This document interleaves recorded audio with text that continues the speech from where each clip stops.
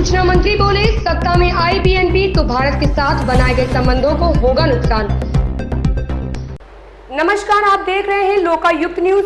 मैं हूं आपके साथ रचना तिवारी। आइए नजर डालते हैं खबर की ओर। बांग्लादेश के सूचना मंत्री हसन महमूद इन दिनों भारत में हैं। शुक्रवार को अवामी लीग सरकार द्वारा भारत के साथ विकसित किए गए घनिष्ठ संबंधों की ओर इशारा करते हुए उन्होंने कहा कि जब भी विपक्षी बीएनपी सत्ता में आती है तो अपने बड़े पड़ोसी के साथ देश के संबंध हमेशा प्रभावित हुए हैं और अल्पसंख्यकों को अत्याचार का सामना करना पड़ता है।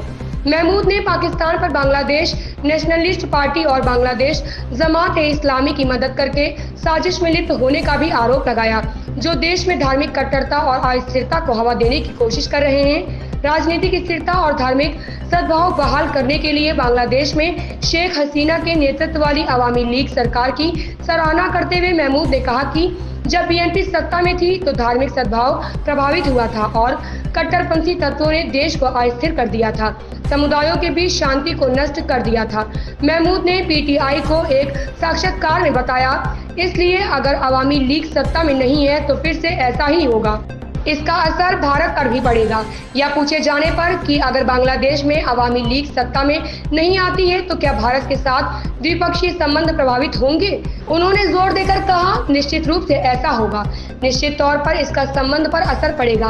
बांग्लादेश में आम चुनाव इस साल के अंत में होने की संभावना है।